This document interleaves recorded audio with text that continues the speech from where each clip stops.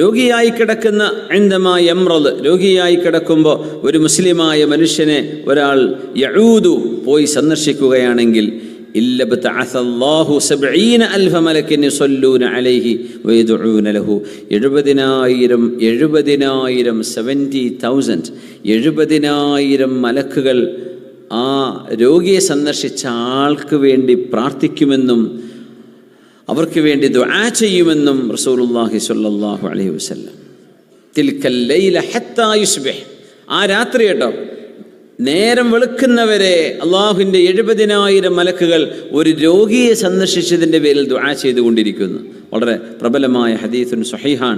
ഇത് റസൂലുള്ളാഹി സ്വല്ലല്ലാഹു അലൈഹി വസല്ലം തങ്ങൾ പഠിപ്പിച്ച വലിയൊരു നന്മയാണ്. ഒരു രോഗിയായ മനുഷ്യൻ നമ്മെ സന്ദർശിക്കുന്നു, 70,000 മലക്കുകൾ അവർക്ക് വേണ്ടി ദുആ ചെയ്യും. അള്ളാഹു നമ്മുടെ രോഗികൾക്ക് ശിഫ നൽകട്ടെ, അള്ളാഹു അവർക്ക് ശിഫയും സലാമത്തും നൽകട്ടെ. രോഗിയായി കിടക്കുന്ന ആളുകളെ പോയി സന്ദർശിച്ചാൽ കിട്ടുന്ന കൂലി 70,000 മലക്കുകളുടെ പ്രാർത്ഥന ആ രാത്രിയിൽ കിട്ടുമത്രേ. അതുമാത്രമല്ല, സ്വർഗത്തിലെ പഴങ്ങൾക്കിടയിലൂടെ നടന്നു പോകുന്ന പോലെയായിരിക്കുന്നു. ആലോചിച്ച് നോക്കൂ, ഒരു മനോഹരമായ ഒരു ഫ്രൂട്ട്സിൻ്റെ തോട്ടം. ആ ഫ്രൂട്ട്സിൽ നിങ്ങൾ ഇഷ്ടപ്പെടുന്ന പഴവർഗ്ഗങ്ങൾ വളരെ മനോഹരമായത്, നല്ല സ്മെല്ലുള്ളത്, രുചിയുള്ളത് നിങ്ങളുടെ ദേഹത്തേക്ക് ഇങ്ങനെ വീഴുന്ന പോലെ, അഴുക്കായിട്ടോ ബുദ്ധിമുട്ടായിട്ടോ അല്ല, ഒരു ബുദ്ധിമുട്ടുമില്ലാതെ പൂക്കൾ വീഴുന്ന പോലെ നിങ്ങളുടെ ദേഹത്തേക്ക് പഴവർഗ്ഗങ്ങൾ തട്ടി നിൽക്കുന്നത് ആലോചിച്ച് നോക്കൂ. റസൂലുള്ളാഹി തങ്ങൾ പറയാണ്, ഇത് ആദ റജുലു അഖാഹുൽ മുസ്ലിം, മുസ്ലിമായ തൻ്റെ സഹോദരനെ രോഗിയായി കിടക്കുന്ന ഒരാളെ സന്ദർശിച്ചാൽ മഷാഫി ഖിറാഫത്തിൽ ജന്ന, സ്വർഗത്തിൻ്റെ ഖിറാഫത്തിലാണ് അയാൾ സഞ്ചരിക്കുന്നത് എന്ന് റസൂലുള്ളാഹി സ്വല്ലല്ലാഹു അലൈഹി വസല്ലം. ഖിറാഫത്ത് എന്ന് പറഞ്ഞാൽ പഴവർഗ്ഗങ്ങൾ എന്നാണ്, പറിച്ചെടുക്കുന്ന പഴം. ആ പഴങ്ങൾക്കിടയിലൂടെ ഒരാൾ ആ തോട്ടത്തിലൂടെ നടക്കുന്ന പോലെയാണ്, പ്രതിഫലങ്ങളുടെ തോട്ടത്തിലൂടെ നടക്കുകയാണ്. ഫഇദാ ജലസ്, ഒരു രോഗിയുടെ അടുത്ത് വന്ന് ഇരുന്നു. പകർച്ചവ്യാധികളുടെ അടുത്ത് പോയിരിക്കണം എന്നല്ല ഈ പറയുന്നത്. സ്വാഭാവികമായി ഒരു മനുഷ്യന് അസുഖം വരും, സ്വാഭാവികമല്ലേ?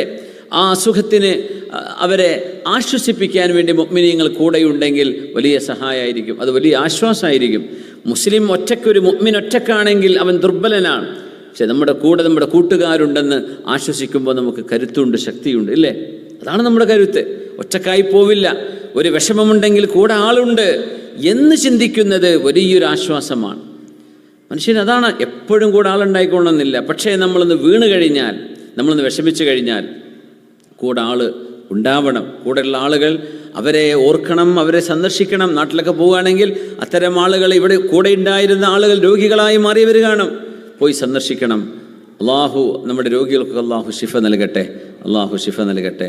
ആമീൻ യാ റബ്ബൽ ആലമീൻ. മുസ്ലിമിന് എപ്പോഴും ഒരു ആശ്വാസം, കൂടെ നമ്മുടെ കൂടെ ആളുകളുണ്ട് എന്നതാണ്. നമ്മൾ ഓരോരുത്തരും ഒന്ന് വീണ് കഴിഞ്ഞാൽ ഒന്ന് കൈപിടിക്കാൻ ആളുകൾ കൂടെയുണ്ടാവണം. അങ്ങനെയാണ് നമുക്കൊക്കെ ആ ഒരു ഫീല്. നമ്മുടെ കൂട്ടുകാർ നമ്മളെ വന്ന് സന്ദർശിക്കും, അവർ കൈപിടിക്കും, അവർ വേണ്ട ഒത്താശകൾ ചെയ്തിരിക്കും തീർച്ചയായിട്ടും. പക്ഷെ വളരെ സ്നേഹമുള്ളവർ അങ്ങനെ പറയാം.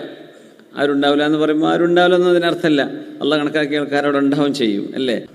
ഫഇദാ ജലസ ഗമറതുഹുർ റഹ്മ, തൻ്റെ കൂട്ടുകാർ വന്ന് കൂടെ ഇരിക്കുമ്പോൾ ഗമറതുഹുർ റഹ്മ, അള്ളാഹുവിൻ്റെ റഹ്മത്ത് അവരെ പൊതിയും.